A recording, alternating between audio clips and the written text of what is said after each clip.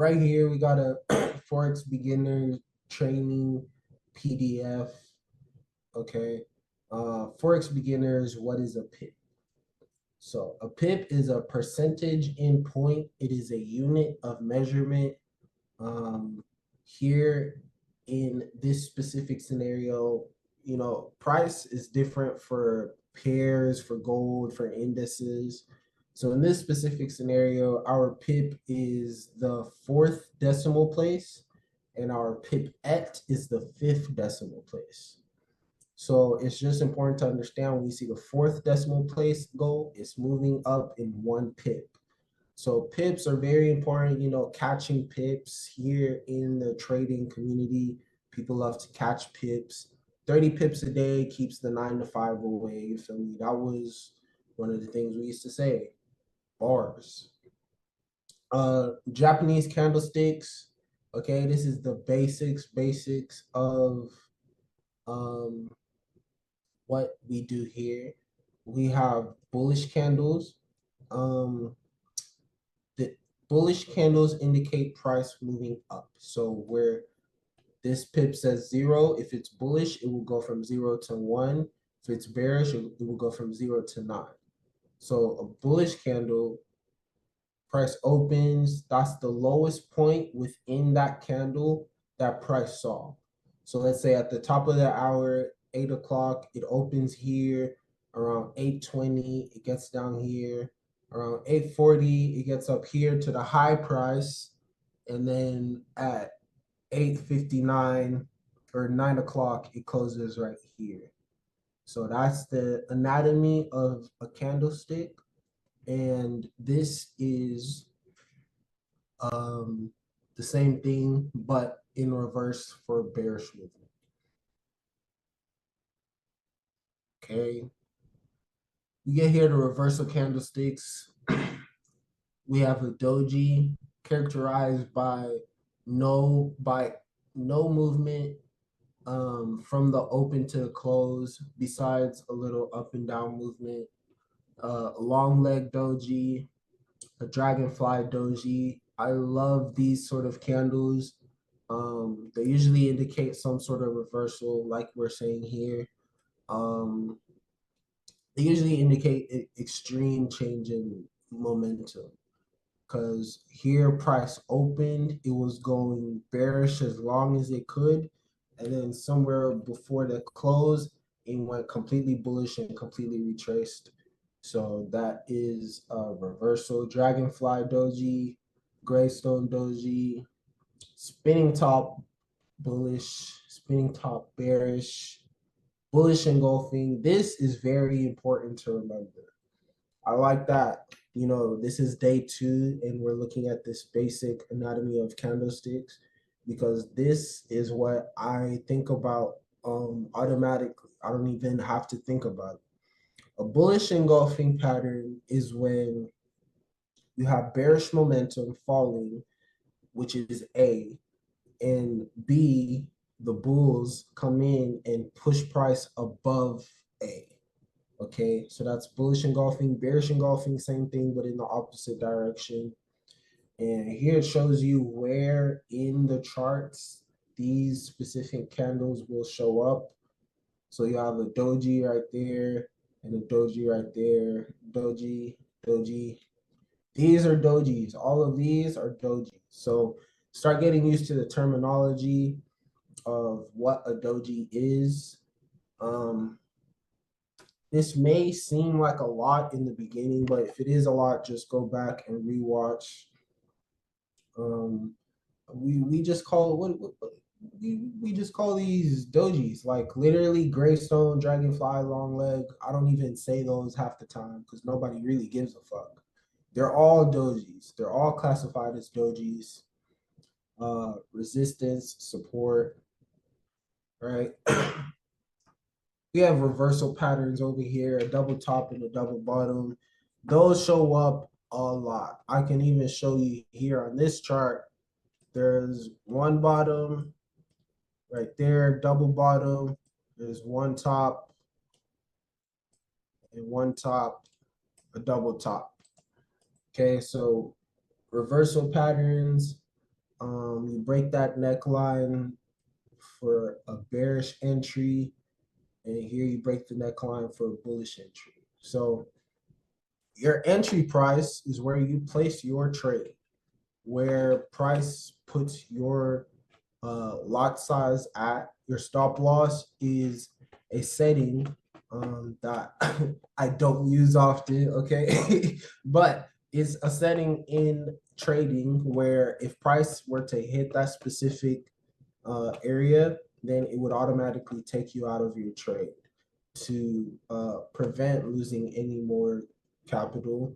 And then your target, also known as a take profit, also known as a TP, that is where all of your price, like that's your target. That's where you're aiming. That's what you want your price to get to. And when you get to your target, you get out. All right, we have some more reversal patterns here. Head and shoulders. All right. Bruno caught a head and shoulders on gold like literally like last week or the week before. So if you look, it says here inverted head and shoulders.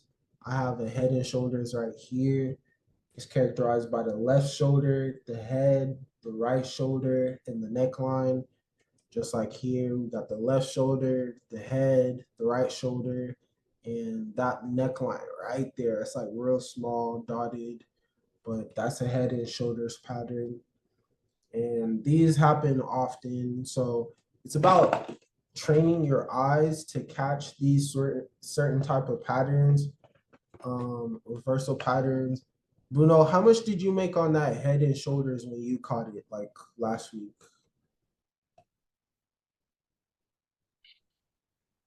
I think I was running $16, 16,000. Are you talking about the demo? Yeah. Yeah, 16,000. I think I was running 16 to 19. Got you. So it's just a matter of catching these patterns, knowing where to put your entry, right, and your stop loss and your take profit. So uh, scroll down, get here to support resistance. These are basic terminologies that you have to understand that are going to carry you throughout your career. You got support, which is an area like a floor. It's like a floor. It's an area where price will not go below, and resistance is like a ceiling to a point where price will not go above. And then last but not least, we have trend lines. You can see my chart. I have trend lines all over the place. Okay. We use trend lines very often. What you want to do is learn how to place trend lines. So I'm gonna come over here, start like right here. And I'm gonna place a trend line. So I'll take my circle tool right here, my ellipse tool, and I'll select this wick right there. You can see that. I'll change the color. Yeah.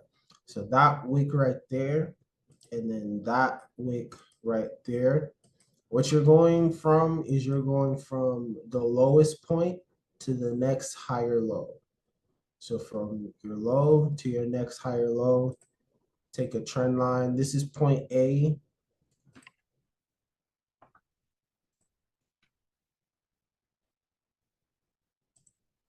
And this is point B. You take a trend line from point A to point B, and you see that it just about respects that trend here in the future at point C.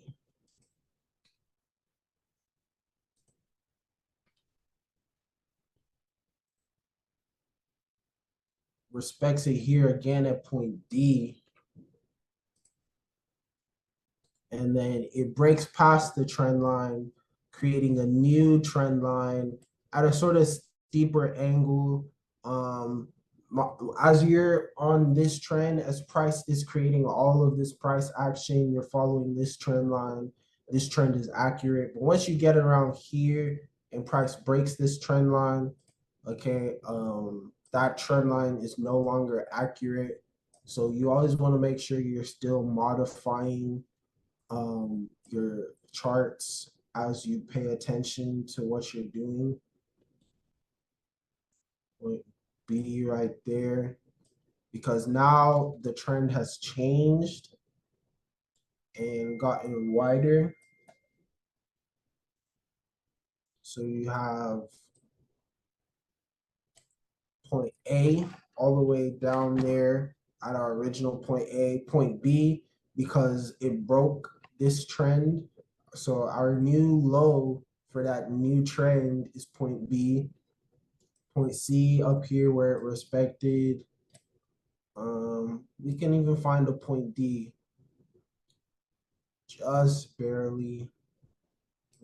Nah, you don't want to force it. Yeah, you don't want to force it. Point A, point B, point C, and then before it can make a point D, it broke, and then that trend line was no longer respected. So 3 touching points, trend lines. That's that right there. Forex beginner trading.